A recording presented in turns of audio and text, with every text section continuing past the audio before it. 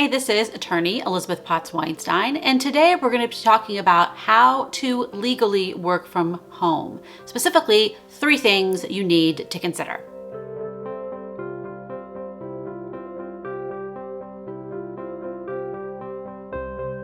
In this video, I'm going to be talking about the legal issues that arise specifically because you're working from your residence, from your home or apartment.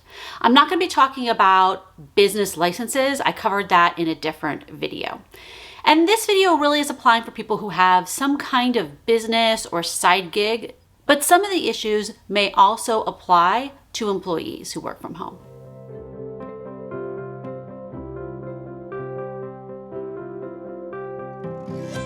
The first legal issue that applies to you if you're working from home are zoning issues. Zoning are ordinances, or you could think of as local laws and regulations that are from your city, your town, your county, and they govern what can be done at any particular location.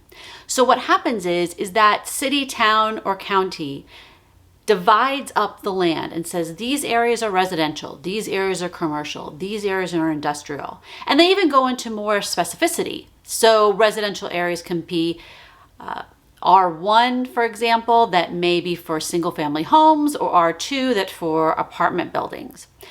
Now, if you're in a residential area, which you most likely are because you're living in an apartment or a house, then some places you may not be allowed to operate a business out of your home, or you may only be allowed to operate certain kind of businesses, or you may just have to get a permit from your city, town, or county for approval.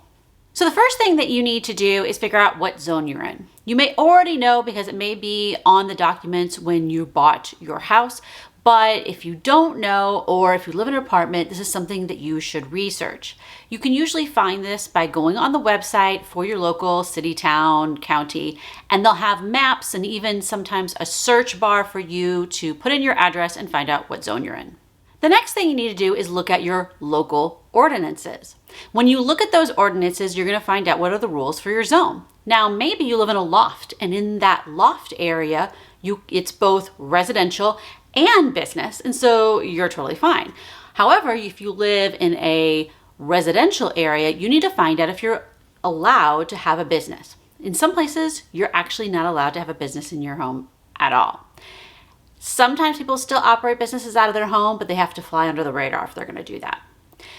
The other thing that can happen is that there may be only certain businesses that are allowed to be operated out of home. It's a list you have to be on. So it could be kind of traditional home businesses like consultants, lawyers, things where clients aren't allowed to come to your place. You don't have signage. You're not going to have a lot of employees there. It's typically someone who's just running a solo practice.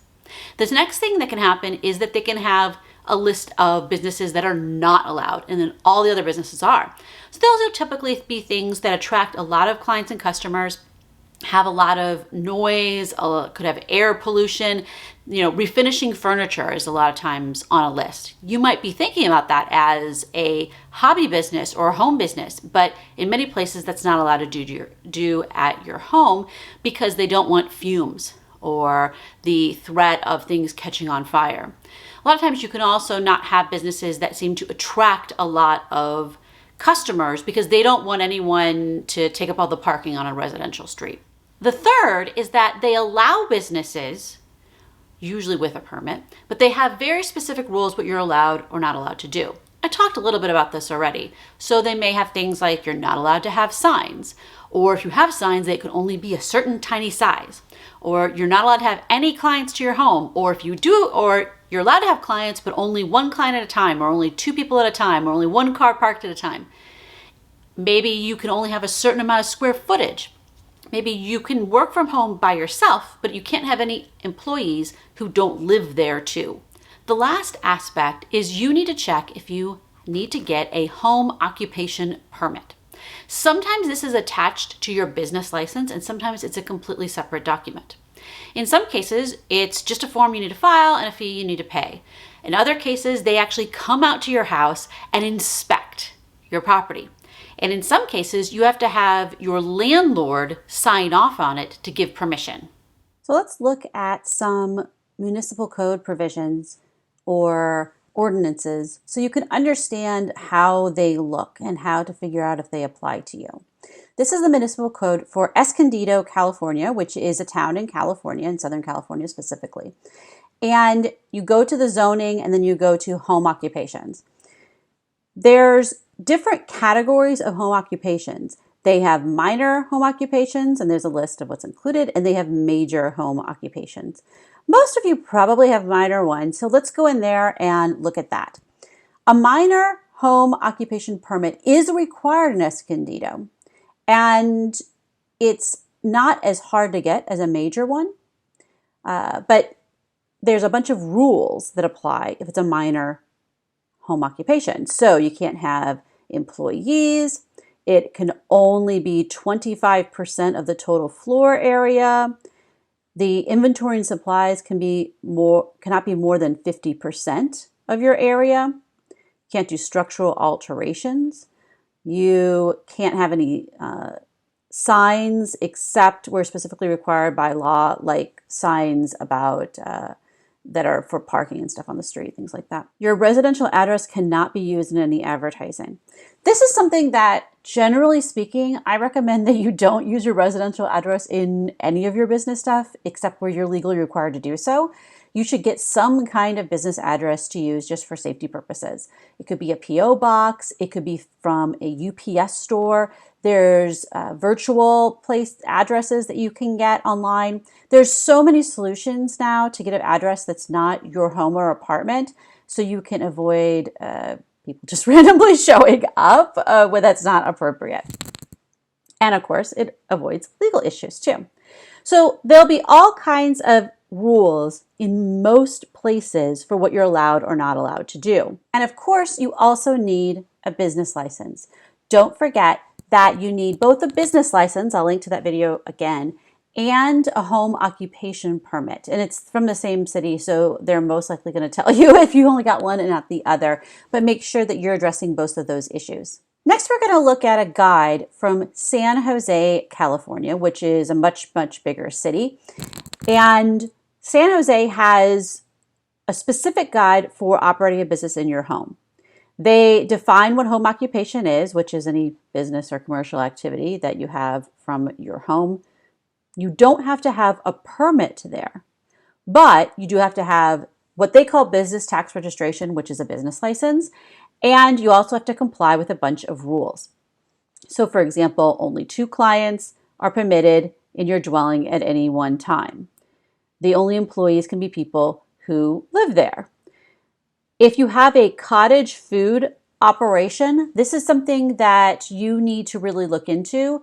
All the rules that apply to you. There are specific rules to set people up so they can be empowered to have those kinds of businesses, but you need to comply with all those different rules.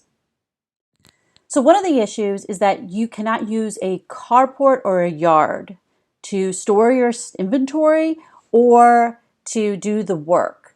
But you can use a garage. Like many places, San Jose has a list of prohibited home businesses. Some of these are things fairly obvious why that might be true, such as upholstery and furniture repair, like I talked about before, welding, things that may have some danger to them. But there's also things like animal breeding you're not allowed to do. You're not allowed to do appliance repair, but you can do small appliance repair. You'd have to go into what exactly the line is between them. You can't do food catering. And interestingly enough, I actually looked at a house where the previous owner was doing food catering out of that. And so they were obviously very much in violation of this rule. And you can't do vehicle-related uses. So for example, you're not allowed to clean cars, to do detailing of cars as a business that you operate from home in San Jose, California.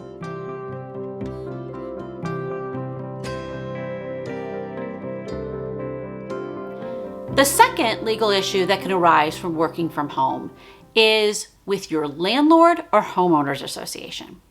So if you rent and you have a landlord, which could be a person or it could be a company, in your rental agreement, in your lease, there may be specific clauses that say whether or not you're allowed to have a business.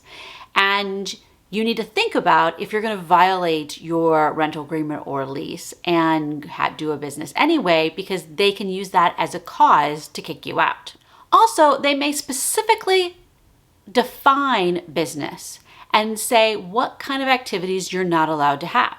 So for example, maybe you're not allowed to post any signs, you're not allowed to have customers there, but you are allowed to work from home as an employee or as a consultant, where the only thing you're doing is using the internet and talking on the phone.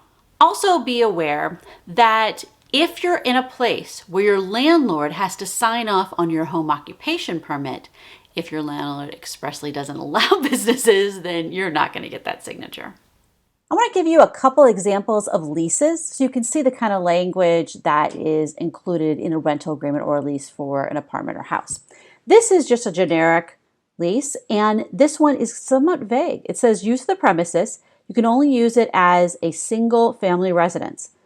That implies that you can't use it for anything else, but it doesn't define what that means. Now, in your state, maybe they define this, and this is something also to remember, that in your state, there may be some law that would overrule this, saying, here's what a single family residence is allowed to do, here's what they're not allowed to do there. And also, it might even say everybody is allowed to have certain kinds of businesses or to work from home, regardless of their lease. So you also have to look into that. Here's another example of a lease, of a rental agreement. This is a much more extensive and detailed rental agreement. It specifically goes into use of premises and what you're not allowed to do. It says you're not allowed to use it as a business address or for business activities. But the great thing is that it defines what business activities means. It just includes, which doesn't mean that it doesn't include other things, but it says you can't use it as a mailing address, you can't have a business line installed, you can't have clients meet with you, you can't have the address be on your stationery, and you can't assemble or manufacture any product. So those are the things you specifically are not allowed to do. Are you allowed to do other things? Well, it's somewhat vague on that. I would say interpreting this, a court would probably look at it and say, well, this is a very specific list of the types of things you're not allowed to do. Not allowed to have clients, not allowed to have an address or a phone that's going to be published to people to advertise that you have a business.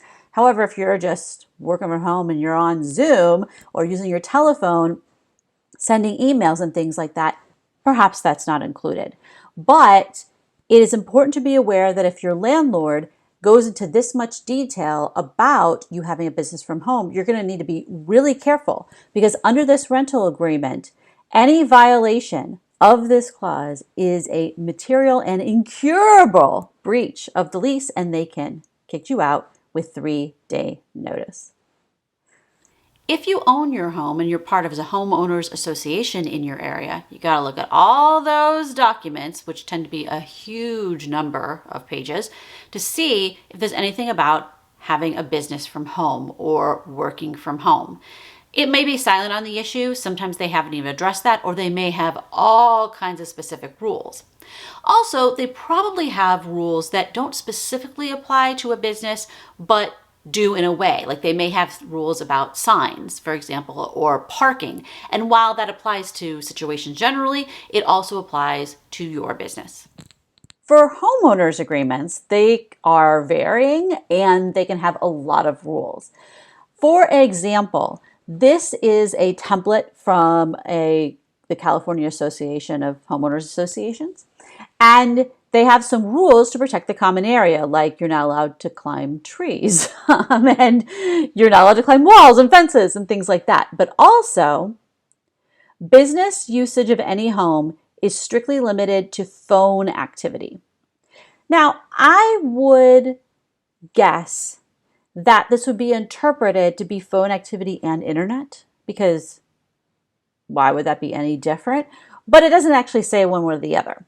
So you want to look in your homeowners association materials and see if they have any rules that specifically address businesses And especially with homeowners associations, and this is true with landlords too, you want to be careful of the fact that it's not just about what the rules are specifically, that if you are interfering with the enjoyment of other people who live in your neighborhood or your apartment building or your apartment complex, that your landlord or your homeowners association is not going to be happy about it.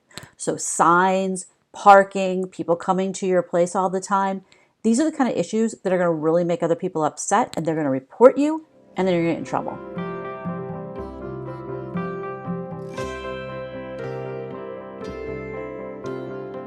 The third issue is insurance. If you have a home or if you're renting, hopefully you have homeowners insurance or renter's insurance that covers you in case your place burns down or someone robs you, any of that kind of stuff. Well, here's the issue.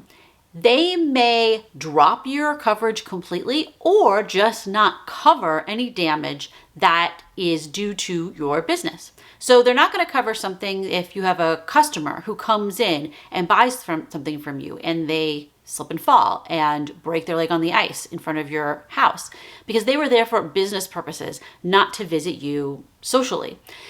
Also, if your homeowners finds out that you're running a business out of your home and you don't have business insurance to cover those kinds of liabilities, they may give you a notice of cancellation, which is something you don't want.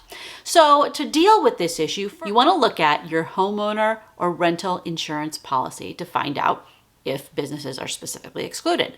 Sometimes you can just add a rider to it to cover businesses that are really kind of small. Maybe you're just doing some consulting from home. The only business property you have is your laptop and your printer. So it's fairly minimal, and a rider on your current policy is the best way to go about it. If you have something that's a little bit more complex, so there's more money on the line, then you may need to get business policy that's separate. They're usually not that expensive for fairly simple businesses. In some cases, you may need to provide evidence of that business policy to your homeowners or rental insurance company. Again, this is Elizabeth Potts Weinstein. If you have any questions about how to legally work from home, please go ahead and ask them below. Hit the thumbs up button if you found this video helpful, and subscribe for more legal tips for small business owners. Thanks a lot for watching. Bye.